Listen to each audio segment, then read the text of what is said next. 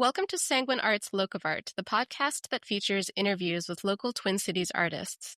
This activity is made possible by the voters of Minnesota through a grant from the Metropolitan Regional Arts Council, thanks to a legislative appropriation from the Arts and Cultural Heritage Fund. I am your host, interdisciplinary performance artist Mary Prescott. Today we are speaking with Ifrah Mansour. Ifrah is an award-winning Somali multimedia, multidisciplinary performance artist, archivist, and educator based in the U.S. Her work explores trauma through the eyes of children, shining the resilience of Black, Muslim, and refugee communities. She combines poetry, puppetry, film, plays, and installations, and her work has been featured by Middle East Eye, BBC, Vice, and more.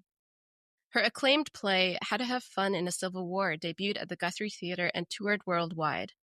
Her exhibition, Can I Touch It?, was featured at the Minneapolis Institute of Arts, and her visual poem, I Am a Refugee, is part of PBS's Short Film Festival. Ifrah is currently touring her mobile Healing Aqal, which blends Somali nomadic traditions with ecological restoration. She premiered the first permanent Healing Aqal in rural Minnesota in 2024. This work reflects her commitment to activism and cultural preservation, all while unearthing climate care through Indigenous-inspired teachings. Welcome, Ifrah. Thank you so much for speaking with us today. Hello, thank you so much for having me, Mary. I'd like to start by asking about one of your past projects, How to Have Fun in a Civil War, which I have to say is a really great title and an intriguing title for a performance. Can you share a little bit about that piece? Yes. This play is near and dear to my heart. It's one of the first things that I've created as an artist here in Minnesota. I feel like the play speaks on both my playful, creative side, beautifully cobbled with a more serious, more a global conversation beginner. And it's one of those works where I feel like I later on learned the value and the impact that it has. It's essentially a play that sort of begins to answer why there are so many Somalis outside of their home country. My people are scattered all around the world. I wholeheartedly believe that there are Somalis in Antarctica. We are everywhere. And the play captures a little girl essentially waking up to, what would become a 30-plus-year-old civil war. And the play captures what a refugee child might go through, what it would mean to become communities that are part of the growing global refugee community. And the play starts a literal conversation within the refugee community, within those who have experienced any form of forced migration, a conversation that I think will have, the rest of our lives, which is the conversation of starting to heal the wounds that we carry, intergenerational, multi-generational traumas that we carry as a Civil War, survivors. Yeah. And I think the most intriguing part of the play is also the blessing of the play, which is the title, How to Have Fun in a Civil War. The play centers the innocence of a child. Throughout the play, actually, the child still truly does not understand the violent aspect of her world. Because she's just a child. She's too unaware of the ways in which violence is part of our lives. And then, and also this idea of losing a home. That's a lot. Yeah, and I have more questions. Yeah, we started with the most heavy work. Well, also it's one of your Yeah, earliest works, and so it's kind of a great entry point into the rest of your body of yeah. work. Um, one thing that you already brought up is that you perform this piece from the perspective of a child, and I'm wondering what made you decide to do it that way. I felt like I had a first-hand experience in Somalia civil war as a child, so I had the best form of source, which is my own real life. Hmm. I I I woke up, as I was much younger than the main character. I was five-ish or younger when the Somali Civil War started in 1990s. Um, and yeah, so I think right now all of these wonderful, whatchamacallit, Somali activists, artists, politicians were all children during the, what is it? Um, During the Civil War, like Ilhan was 8 years old when the Civil War was happening, you know, and so for me, I always think about the ways in which we've all used what has happened to us as a child to sort of be almost like hyper focused in creating peace and kindness around the world because we're so motivated to give people what we essentially didn't have as children, Hmm. just sense of belonging, safety, a world that's very just, you know. Yeah. I've heard you speak before about the power of storytelling, and giving voice to your community. And in order to do research for your project, How to Have Fun in a Civil War, you interviewed members of your community. I'm curious, what was that interview process like, and were you surprised by any of the interviews? uh yeah, that also, this was because I was so green. This was the one of the first big projects that I've done, and I am not formally educated in the arts, so I was just doing what felt naturally comfortable to me.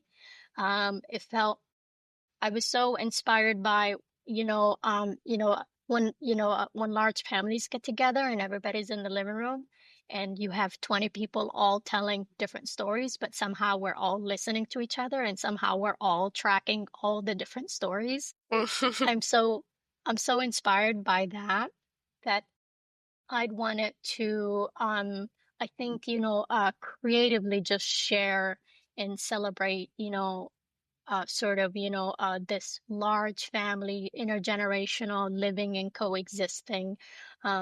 I'd wanted to stage that, which is something that I think back then we weren't witnessing um, too much of it.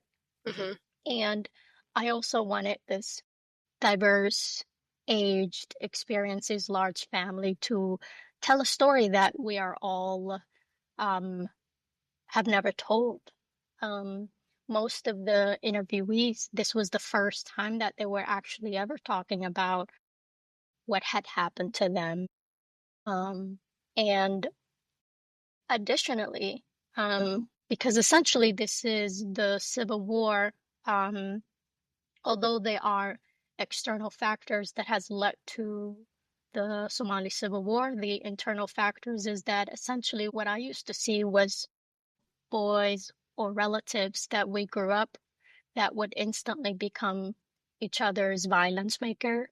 Um, so, how do you tell a story where the victims and the violent perpetuators are relatives, cousins, sometimes siblings? Um, um, how do you tell that story in where when everyone comes together, essentially our goal is to walk towards healing?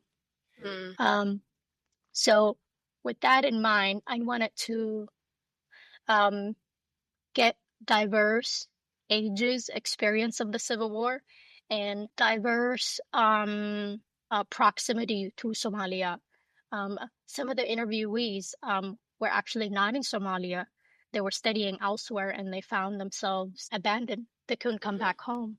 I felt Hmm. like their perspective was as important as my perspective, who literally woke up, in a house that was essentially, the battleground of Somalia civil war, and I had to leave Mm, my home. And mm, my family and I thought we were just leaving for, a couple of hours or a weekend, but it ended up being a lifetime. mm, Um, there were mm, other Somali Civil War survivors that were literally born on the road. There were other Civil War survivors. They were not essentially in the South; they were in the North, and they ended up having to take in a lot of refugees. mhm, From the South. So it was really interesting. I just wanted to tell this diversity within one community, within one story. Almost like looking at a story from a different vantage point. And boy, Mary, did I not know what I was doing. And till this day, I'm so grateful. I'm now grateful that I did not know what the heck I was doing. Because every morning, every day of rehearsal or recording, like, I don't know what I'm doing. And because I just embraced the unknown, mhm, and I felt like I took a lot of creativity, risk. mhm, I wanted to use burlap, and had a phenomenal director. We wanted to use very little, staging, because we just wanted the diverse audio storytelling um, of the interviewees to sort of like fill the stage. We used a lot of video work, and I fell in love with something called a burlap because it projects beautifully. So I ended up taking a lot of risk, but it paid off. Um, Later on, um, we ended up performing the play more so for children, even though a lot of older folks were saying that this play is too adult or too traumatizing for children. But we're mhm, like, but kids are way close to violence than you think. This is, representative of kids' lives. This play explains why there are Somali students in every classroom. mm, So, I would say one of my favorite uh, audience reaction is this 10-year-old girl. Her class actually drove all the way from Wisconsin. They did a field trip. They saw the show when it was at the Guthrie. Um, the show requires a post-show discussion. Sometimes the post-show discussion was as long as the play. The play is very short. It's intentionally 40 some minutes. And if I say my lines quickly, it's 40 exactly. And I feel like 40 is my feature length. I get in trouble with the theater community because I'm like, 40 is perfect. yeah, Let me do 40 feature length plays. Um, the this post show discussion, this this girl was the first kid to speak in the post show discussion. And we had people share a connection, a learning, a surprise.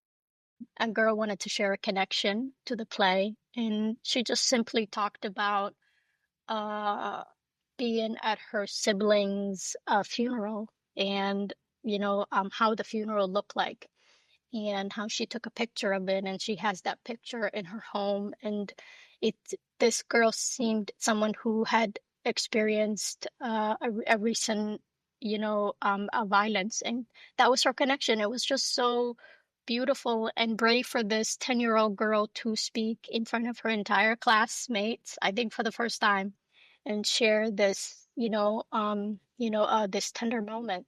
mhm, um, and I really appreciate it for all the teachers that sort of like pushed and were like, no, we're gonna bring our fourth graders. Fifth graders are kind of like the cutoff. Fourth graders at that point, they're kind of like running around, and they just want to play with the puppet. Uh, I really appreciated that there were just a lot of teachers that were like, let's get kids to see this play because it shares something that is unfortunately too real in kids' lives. And Although I had this wonderful designer, Peter Morrow, who designed the soundscape. Peter Morrow and I wanted to not use a single gun sound, even though this is a civil war. So he found this beautiful sound score that sort of captures the sound and the textured layered sounds of various guns, but he essentially just used different types Mm, of drums to fill mm, this. And sometimes if I can do a longer post-show discussion with kids, then we talk about that we essentially try to stage a story and be as real to the story's soundtrack as well as the text. But there are things that we can do in the present, make a choice to not traumatize anyone, mhm, and be intentional about the sound, because sound I feel like sometimes could be way more triggering to mm, trauma. mhm, I'm not gonna lie, you there were a lot of adults that came and brought their children, and they felt too triggered to talk in the post-show discussion. They mm. just left That home makes sense. crying. Yeah. um, but I think there were a lot of younger, born and raised in Minnesota, children that were like, this play answers why my parent is kind of this way. Or sometimes, a lot of times, it was like, this play explains why my mom is very loud, because she grew up in such a loud, violent place, and um, why she is overprotective. A lot of kids were like, this explains why my parents are so overprotective, Yeah. and because they don't want what happened to them to happen to me. And I'm like, you are right. Yep. Yep. Wow. So the Twin Cities is home to the largest Somali community in the US, and that makes it a very specific place for a performance like this. And I'm wondering, um, when you toured elsewhere, did your responses from your audiences shift at all?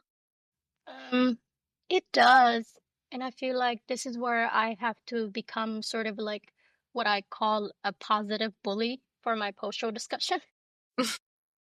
Before the play starts, I have sort of like an introducer who introduces the play, and then we talk about how the post-show discussion is part of the play, because the play itself is an icebreaker for a conversation that I want people to have lifelong.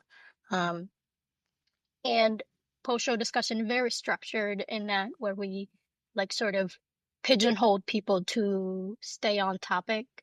And I intentionally don't talk about the political um, causation of the Civil War. We simply focus on people's story, what has happened to you versus Mm, what caused.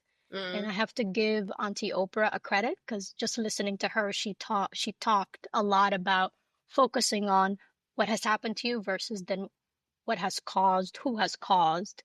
mm, Um, and I feel like, and then so I of course I have had few post-show discussion where people have sort of hijacked it to talk about, why are Somalis doing this right now? They're on the news, and how come you guys don't like dogs? And I'm like, this is the Civil War. There was no dogs in the Civil War.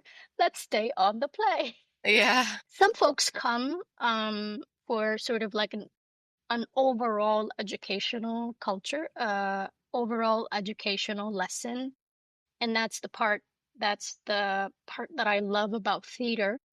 um, Theater and TED Talk are very different. I feel like one tries to evoke your heart from a universal storytelling muscle. And I think a lot of people are just too much in their analytical brain, and they just can't help it. They just feel like, I don't know, people have a hard time staying in a very vulnerable place. They're so, unfortunately, to me, the play is too relatable. The idea that violence is so part of our lives. There are certain violence that we feel like are, um, I would say they're like too personal. I'm like, if you look at the American history, if you if you step outside of your house and you witness what might be happening to vulnerable people that are on the streets, there's just so much violence. And unfortunately, that is how we can relate to one another. I'm just like everything else. I'm like the not liking dogs, the drinking too much hot tea. I'm like, those things are minor. So essentially, I do feel like I've done the play in rural settings, and a lot of times there were moments where people, yes, do come asking about the scarf. In the play, I don't wear a scarf because I'm portraying a little girl. Sometimes people will ask that and the cultural significance of a scarf or a hijab. Um, but I just think I feel like because I've done the play more than 500 times, and I That's a am lot of time. essentially not I get uh we get a facilitator to facilitate the post-show discussion, but I do participate. I'm one of the people, and I so that way I could just get a break from talking. Yeah. But essentially I realized that I was on stage just to be that positive bully that keeps the conversation at a heart level, not at a critical analytical level. I'm like, if you want to do that, I'll make a specific different play and we could just have you use just your brain. Mm, Yeah. mm. Yeah, I love that. It's important to be able to do that. Yeah. Refocus people on what you're actually presenting them with, and not a stereotype that they had in their head all along the way. Yeah. Did you learn anything unexpected while you were creating the work? Oh boy, I did. That I should not have done this without going to therapy myself. I learned a Yeah. lot. I some ways I in some ways I fault I don't want to fault this play because it's one of those blessings that I received, and I just felt like I didn't do the sort of the what the blessings have also shown me. I feel like every blessing can show you something. It could just spark, it can open the way the play has touched me was Hmm. like, girl, you need to go get therapy like right now. Like, put that in your performance contract. Artist needs therapy session. Yeah. It Um, should just be part of the and standard rider. yeah. And I just remember oh my goodness, Mary, talk about like method acting because I didn't essentially do formal arts training. I'm not even sure if formal art training can help you with that when you feel like you're stuck in a character because you just shared so much. In some ways, you are the character. And I remember my wonderful director just essentially just telling me, Ifrah, you are not this character. You don't share anything with it. It's a character that you're embodying. We're gonna have a ritual in where you embody the character and you just Mm, let her go. We're gonna have an mm, entry and an exit, which was really mm, beautiful. Um, mm, but I felt like the first few years of and there's the thing of like the young artist just being so hungry to perform. I said yes to doing the play when I felt like I wasn't in a good emotional place. Um, and I'm about to do it. I'm about to perform the play in Maine in a community that is probably does not have a lot of forced migration direct experience, but they have other forms. Unfortunately, the play now is a relevant work for what American kids experience, which is so unique to American kids. I don't know elsewhere, but the idea of school shooting is so unique. It's such a unique violence that I think school age children are grappling with. If not a first-hand experience, but a second-hand. And thanks to mm, technology, it just feels like everything is a first-hand nowadays because mm. technology has removed um, just like a distance. Yeah. Um, uh, Tracking the answer of the question. Yeah, and I think I do feel like one of the beautiful lesson I later on learned the value and the power of therapy. Um I started doing this. But what's fascinating to note, Mary, is that those who work at wars, for example, when I say work at wars, like that includes all military people, um, and they it's part of the re-entry into society requirement to experience some kind of like therapeutic Mm, um what is it care. hmm. I'm like, we should do that for all Civil War survivors or all violence survivors. Hmm. Anybody um involved. yeah, anybody involved, yeah, because it's deeply life-changing, and feel like therapy could do so much with that. Did you, well, I'm now kind of projecting from my own experiences. I think of my work as being therapeutic for whatever it is that I'm processing. I'm wondering if this piece has been, while you just said you needed some therapy after you did it.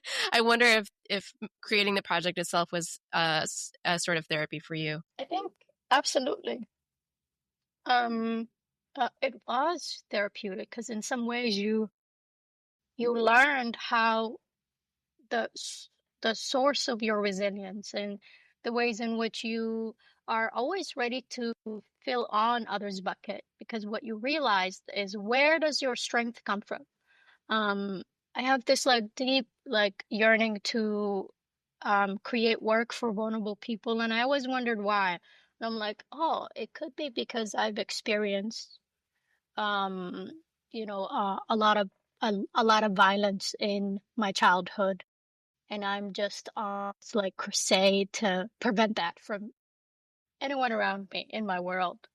Um, yeah, and I think, yeah, the play definitely showed us the resilience of people, the resilience of survivors, especially refugee survivors, which is the world that I know. But any survivors, uh, I'm enamored by the strength of indigenous people, African American people, because when you learn about somebody's story and they what they came from and what they have survived, there's just like this deep awe, um, that I feel like I just feel, um, and I too just feel that towards my people. Mm. Um, yeah, Sort of moves into my next question, because I feel like after working on such a piece that is about violence, or that has a lot of violence in it, you created a project called a Healing Aqal, which is a permanent installation that you installed in Avon, Minnesota in 2024. I'm wondering if you can share a little bit about that project and what inspired you to create it here in Minnesota. yeah. I feel like all of my work are sort of connected, and they sort of like spark one another. Um, the play How to Have Fun in a Civil War has a puppet, which is the mother figure. And as I was creating a puppet, I wanted to be easily deconstructible. There, I just felt it made me think about how Somalis built themselves. We don't necessarily build puppets. That's essentially new work to us. And so, but what we do build is these Aqal structures, which are essentially uh, a modern day tent, but every piece of the tent or a camping tent is made from nature. Um, and it could be made as massive like a mansion, or it could be made little for an individual use.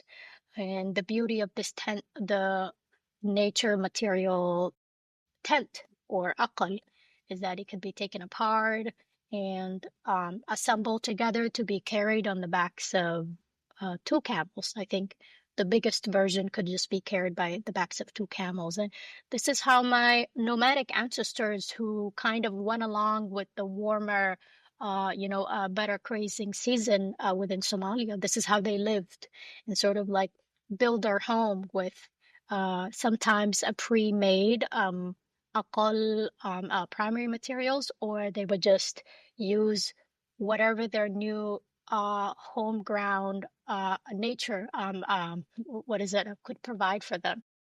I just felt so inspired by this. The way that I built the puppet sort of was the the antithesis to what would later get me to start building Somali Aqals. Um, I've made various versions depending on trying to learn how to better source organic materials. Um, I would say one of the first ones I made it was actually made in Cedar Riverside, right by the public housing, and it was made by Somali elders. Back then, I was a teacher. I was an ELL teacher, um, so I got my students to co-build it with me. Essentially, I gathered materials for them, and they built it, um, and that was one of the first ones. And then recently is essentially I feel like every I got to build an akal almost every year. I have like a mobile now I have a mobile version as well as this permanent one in Avon Hills.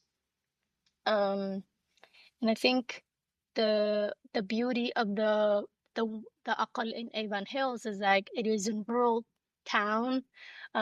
It is there are growing Somali population, but essentially it's these uh like multi-generational true Minnesotans that have been there for a very long time, and they have this deep, deep welcoming culture that I'm just so enamored and surprised by it because in rural areas we tend to think the opposite, right? That they're not welcoming to immigrants.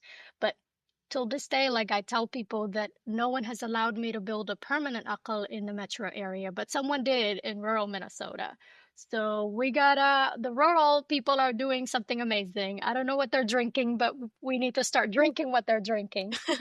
Um, so that akal, it took me a month and something to build. And on culmination build day, we got all the communities to come and to put Somali fabrics around. We harvested within the school. Avon Hills is a wonderful school that teaches people the old ways of building. Um, Mushroom foraging. The kids do like a, a full day camp on it's essentially a natural school or a naturalist school. Mhm. So the hut is like perfectly fitting. And for me, I'm really interested in attaching a healing to the Aqal. I've always been curious about healing, and it just felt really natural for me to go from starting a global conversation about forced migration with the How to Have Fun at a Civil War play and sort of gift myself to the the follow-up conversation, which is then how do we heal and can we literally build a home for healing? I think that's essentially what I'm doing. I want to be coined as the artist who build a home for healing. Working on it. Working on it. We could start here. Oh, Artists who build a home for healing. oh. So what's your response been like to the Aqal project from your community? Oh my God, there's always such a delight on their faces because I'm not gonna lie to you, that comes from a little bit of hate, Mary. Because here I am, this, seemingly young child wearing pants, my scarf is falling off. I just look like I know nothing about my culture. And then oft, especially elders, they see and they're just so like their eyes are wide open. They're just a lot of them will do this sound, which is like a sound that people make at weddings. It's a joyful cacophony sound. Yeah. And I hear them do that, and I'm just like elated. But when Yeah. they find out that it's this little kid-looking adult lady with pants still and half hijabi hanging, they're just like you. They can't believe it, and now I have to send them video evidence. But it's beautiful. Yeah. It's been really beautiful because But in they've some given their ways, approval. Yeah. yeah, absolutely. Because I feel like for elders who are growing up themselves here, they do experience a sense of a sense of cultural loss, and especially when they're seeing their children or their grandchildren's not looking the way that they look. For them, they tend to also feel sort of like a despair. Mm. And I think it's just really beautiful that we practice our culture differently, but to still show to our elders that we do care about our culture. Our culture is it's our identity. It's sort of the candy, what makes us sugary and sweet. But there's so many ways to practice culture, and the diaspora community, our beauty is that we get to take the parts of America that we grew up with in the parts of our culture and sort of mush it together and create something interesting and exciting. What I just learned that because of my work, like Google is putting the Aqal synonymous with the word healing because there's just so many photos of my project. And prior, it wasn't that. Um, the Aqal is also a structure that refugees built because when refugees go to, the nearest safe place, one of the first things they have to do is build a home, especially refugees in Africa. So they start building this dome-like structure, and especially the Somalis, they also build the Aqals in their refugee camps. So prior there wasn't this, and I'm just like, oh, this is so beautiful that my work is having this impact, uh, this image impact, and Hmm. Well, you're teaching AI that you are healing. That's so indeed we beautiful. I shall love that all. project. Yeah, I love Yeah. that. Um, one of your one of your ongoing volunteer efforts is working with children at Cedar Riverside to learn the Somali language and for them to learn about their culture through crafting and storytelling. Can you share a little bit more about that? Yeah, I I tell people that Cedar Cultural Center has given me my passion. Like I it was because I got a job at Mixed Blood Theater, eons ago, and saw these wonderful plays performed by African American actors. Just feeling really like loving the arts, and that's what started essentially my art career. And then later on, I just went over to the next door building, which is a community center that all of that neighborhood utilizes. I started volunteering there and then eventually started teaching, and I just kept that relationship going. I brought various projects to that building. I think one of the things that I absolutely admire, this is someone else's work. Her name is Fardosa Jama, and she does this literacy efforts, and she's really interested in getting little Somali kids born and raised here to learn Somali and to be literate in Somali in such a early on.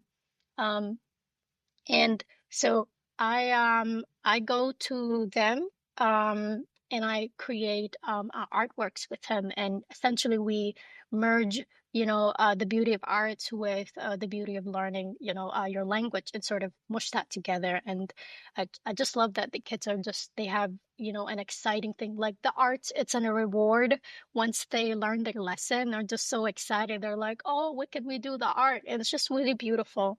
And I just love that the arts is a tool for deepening a learning as well. Hmm. And it's not just an entertainment, it's storytelling, it's history keeping. Hmm. Um, it definitely makes learning exciting. Yeah. Yeah, and it connects them to their ancestors. Yeah, absolutely.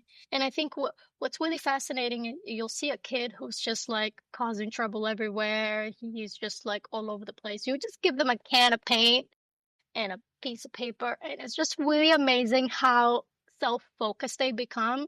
And I truly believe that all kids should consume, like art should be a primary. I know the schools are always cutting the arts budgeting. And I'm just like, but that's the thing that actually activates a child's, imagination and Yeah. wonder. Yeah. And right now, Mary, I just feel like I'm doing a lot of math. And I just can't explain to my brain, like, but I'm an artist. Why am I doing math? I'm like, oh, I got to figure out if I make a particular Aqal dome shaped. I got to figure out the circumference. I got to figure out the radius. I got to figure out the diameter. If I wanted a certain height, if I want the door to also be, I'm doing a lot of math, and I bet you Yeah. probably do a lot of math as well. In a way. I'm in a sure way. of it. I'm sure of it. I want to host a podcast that's all about artists doing other things Yeah, that is not art, like including science and math, yeah, and weight. yeah, A lot of my sculptural work, I have to think about weight as well. And like, oh boy, I gotta do the math. yeah, I gotta do math again as an yeah. artist. I Well, don't there's know how we got to complaining about math, but didn't complain about math. But I do think, there's so much physics that is involved in the natural world. And what we deal with as artists is we always are dealing with the natural world. And so it's just part of what we have to do and deconstruct or reconstruct. And it's part of the imagining, even, is just how things are going to react or respond to that mathematical world. Um, absolutely, but yeah, it's really absolutely. interesting. It's like what all the teachers told us is like you'll need this one day, and I always rejected that notion. But now it's like, oh, We gotta true, apologize to them. true. Indeed, indeed. Um, Another project of yours, helping Somali kids connect to their heritage, is Somalia's Balloon. Can you share about that project, what it was, what your experience was like performing it at the state fair? Yeah. I tell people that I'm a closeted super state fair lover because it was also a wonderful training ground. The state fair was one of the not one, the first big place that I performed. I did both, Had to have fun with Civil War, as well as Somalia's Balloon. And in some ways, both of these works kind of like touch on each other. How to Have Fun, the Civil War focuses on the Somalia Civil War specifically, and the Somalia's Balloon is a short little baby play that's about the colonial history of Somalia. And I wanted to tell that story using balloons, of all places at the state fair. Um, Seems and of perfect. course, Mary, I did get balloon robbed. I had to, because the play utilizes a lot of balloons, and I would perform the play 12 times a day on 12 days of state fair. There's a Wow. song in there. Yeah. Um, and they would just be a mama with wonderful tired babies, and then she would just see these balloons, and then some would take, others took with it without me asking. One lady was ready to pay me, because the kids were like, oh, I do know that I was kind of enticing the kids, but what's fascinating is sort of like the the meaning of the play to what's really happening to the Yeah. props in real life. The meaning of the play Balloon is robbed. about yes, how strangers come to a new land and decide that they should take it. It should be theirs, which is the whole thing of colonization. And I also wanted to explain that to kids. And I do get in trouble with the educators here, in that unfortunately colonization also touches all of our lives. And we're all going to be better if we learn that as early on. And I'm like, oh, taking a balloon from a kid is a perfect analogy.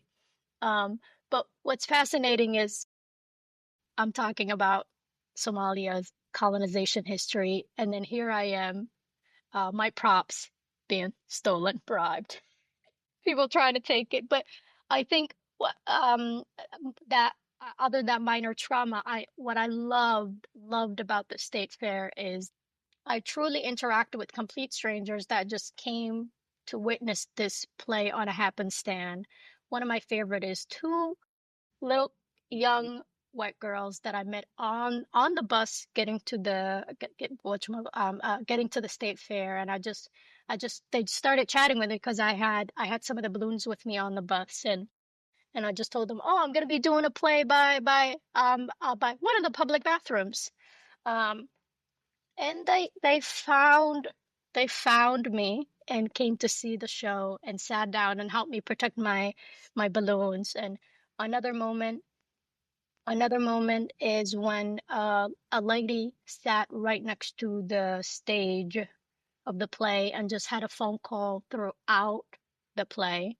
Um, So when I say that this was a free training ground because I got to learn how to like problem solve on the fly, Yeah. um, like the wind just blowing up some of my balloons sometimes, Mm-hmm. having a very difficult, challenging audience, um, and having people walk off as you tell one of your maybe traumatic stories. I'm just like Uh, I just got yeah. built. I'm like everything Wow. that could go Yeah. right went right. Everything that could ever go wrong went wrong. And um yeah, it's just it till this day is one of my favorite places because it's a really good place to experiment. And I feel like as artists is we need that. We need a time just to experiment. We need a time to also fail.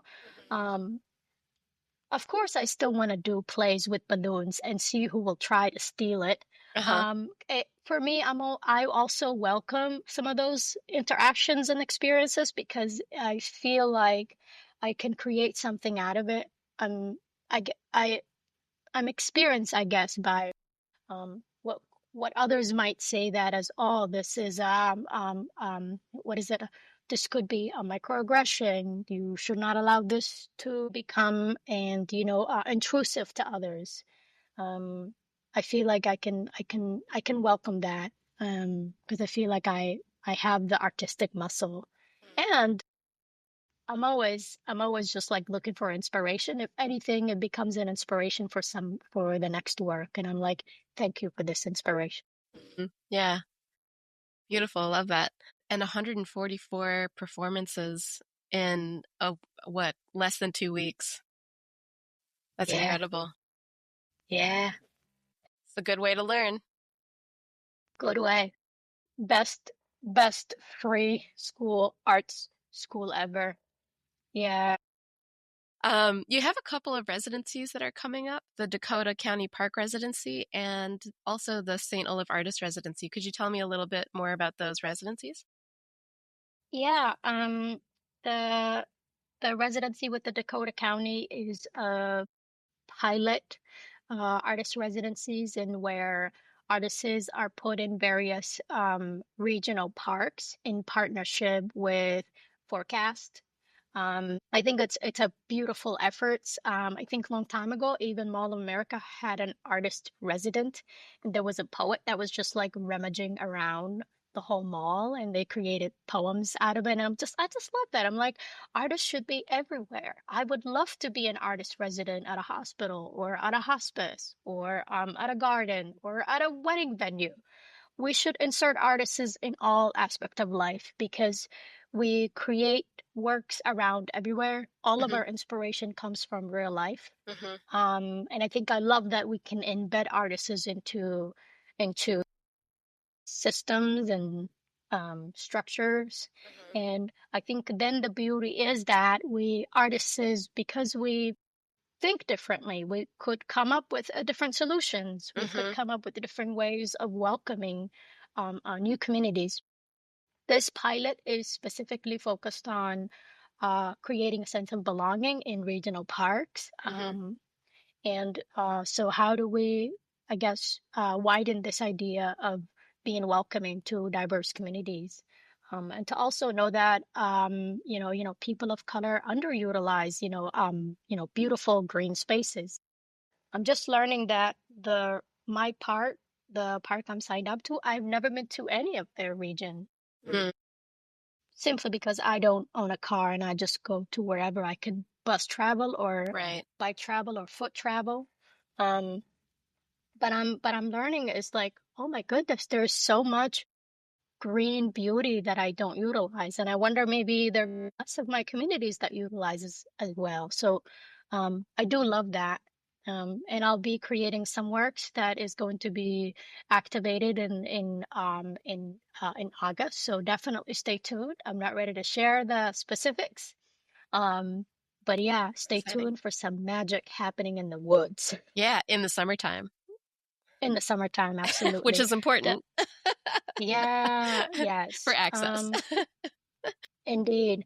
The St. Olive's is an arts residency that has been going on Hmm. prior to me. I think there's a wonderful graphic artist. His first name is Lewis. His last name is skipping out. He's magical. He makes these beautiful, intricate skull masks and imagery work. It's really breathtaking. Mm. He was the resident artist at the school I am this year, thanks to my good friend Peng. And I think I'm excited to create something that is Ramadan related, given that we're in Ramadan right now. Um, and it's a wonderful historic campus. I was complaining to the other friend every day. I was like, I can't tell what's old and what's new. Like everything just looks old to me. Maybe the lights or the faucets are new. But then when I talk to the professors, they're like, actually, the whole insides are new and some are not. Um, yeah. So it's a beautiful campus. And so I'm excited to just play, and to create thing that has to do with Ramadan. Hmm. Yeah. Will you be down there physically or? I am. So as part of the residency, we artists spend I think once a week. The schedule is a little bit all over, but I'll be there. I'll be on campus once a week. Hmm. I have both class visits as well as like open sessions and like a studio time. Um, as a builder, I'm kind of like, do I just like migrate all of my building materials for 2 months, or do I just like bring one item at a time? So part of me is just thinking of like shipping things back and forth.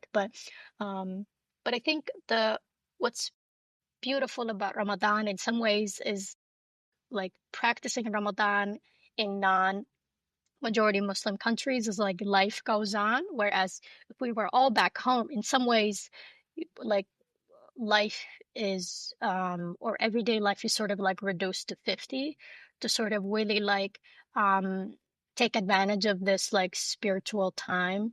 A lot of people are in a joyous state because it's a blessing to reach a Ramadan. It just means that God has gifted you more time. And in Ramadan, there's this special day, which is the birthday of the Quran, the Islamic text. On this day, which is unknown, if you are of a pious state and you are asking God whatever you're asking, it could be a Lamborghini or handsome gentleman, or it could be God put me to heaven for some people who don't want a Lamborghini. But as they I'll pass. as you like they're like, okay, It's a pretty perhaps me impractical and car. Mary, yeah, yeah, like me and Mary were like, God, just give us like an endless art supply. Yeah. We're I'll set take for life. I'll take a ride in the car, but We'll take a ride in the car. So God had the God, you have the ability to receive anything and everything you're asking for if Mhm. you are of the right state. Everyone is just looking for that. Everyone tries to uh sort of like calm their schedule to take advantage of the spiritual um juicy time, as I like to Mhm. call it. Mhm. Um but it's Ramadan is also a reflection um of of what it means to abstain from worldly needs to worldly wants to worldly desires, worldly needs as being water, food. So I wanted to. I'm like, how do I get people to practice this in a campus that seems there is so much historic beauty around me? So it's always and also like this is a Islamic tenet, and I'm like, how do I get people who aren't Muslim to sort of Mhm. join in to this Mhm. practice of, I suppose, abstinence? Mm. I guess I'm harping on Ramadan because I just realized that I normally say no to work in Ramadan, where I too could just sort of like, you know, uh, get on the spiritual juice. Yeah. Um, but I realized I'm like, oh, I said yes, so I too can like make something and get people to sort of like meditate. But it's fascinating. But on the complaint note, though, I just realized that artists is we don't take a break. Yeah. Well, thank you for Yeah, agreeing to do the interview, even though it's in the middle of absolutely. Ramadan. No, no, no. I was like, as long as I can just like wiggle it its way to Ramadan. Yeah, and I just been loving everything you're doing. I'm like, Mary's own isn't always yes. Oh, well, likewise, thank you. Yeah. Um, we've now talked quite a bit about your work, and I'm wondering if you could share a little bit more about the beginning of your art making and how you decided that you were going to enter into a practice of art making and how the rest of that journey has unfolded. Yeah. I think the beginning was just like filled with beautiful unknown. I remember just yearning to do everything and anything just because I lacked the experience. And I'm like, I just need to get one more experience. So I was an utter yes. Like before even someone could like finish the description of what I'm like, I'm already a yes. So there was this like, I feel like there was just hunger that just came out of nowhere. And hunger for an experience, hunger obviously for income. Um, and I realized that at the beginning, the works that I've created, the beginning, there was not a lot of like capitalism attachment. It was just a pure artistic yearnings and discovery, and just a creation and maybe some kind of a free staging that comes with it. And I'm realizing now that I'm sort of like in my, I don't know what phase am I in. I don't The feel like I'm a phases are veteran meaningless. artist. Yeah, I feel like um I'm like a mature adolescent phase with my art. I'm not an adult yet because I'm still making a lot of mistakes. There are people multiple emailing me. I'm making I'm not a full-on adult artist yet. We need to make those Yeah. mistakes.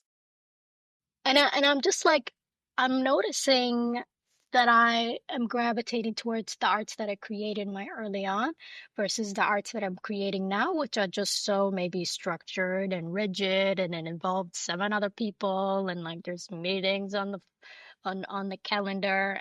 So and I think what's beautiful about sort of like being like reflecting what I love is what I was able to create when I was nobody and I had nothing, versus when I am somebody and I have something now. I just feel like there's so many different beauties to take from. Um, I love the sort of disability that I have now, and I yearn for that wild dreaming that I used to have when I had, I guess, nothing, and I could just like.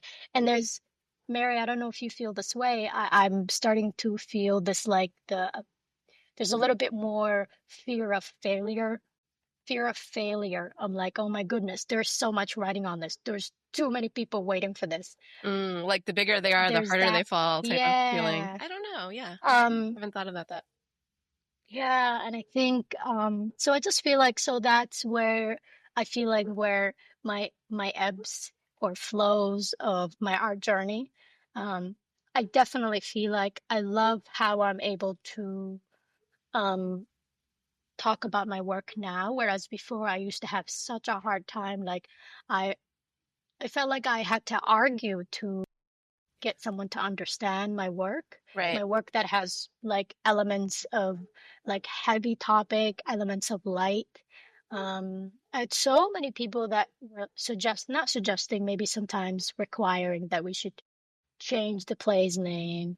We should get rid of all the violent things. And I'm just like, you're essentially like Hmm. asking me to erase my story. So Yeah.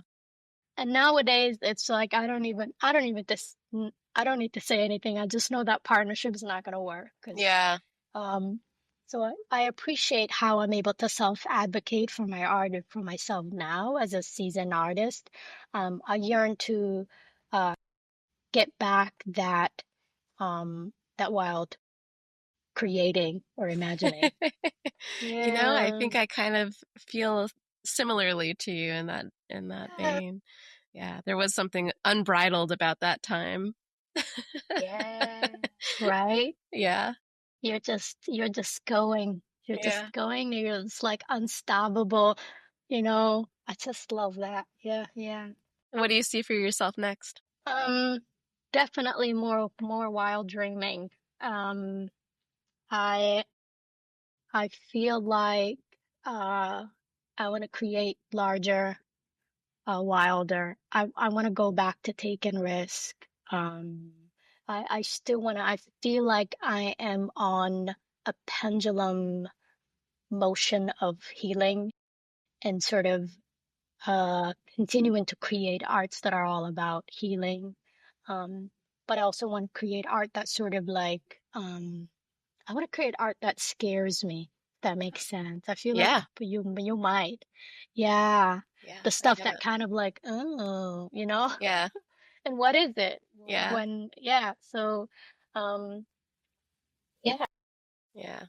I just recently made a piece and I remember talking to the lighting designer about it at a certain point and I was like, I'm going to show you this part, but it makes me feel really uncomfortable. So, and I was so glad that they were there to kind of support me through that discomfort because, sometimes it's hard to put really kind of internal and visceral things in front of other people, but it helps when yeah, you have cheerleaders.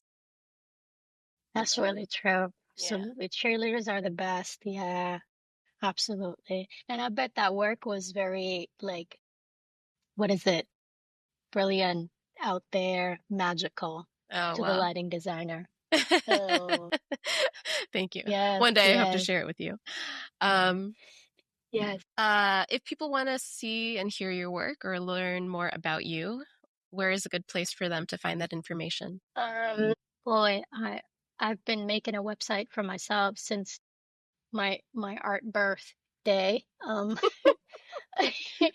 How's it going? I feel like it it's going mighty slow, mighty slow.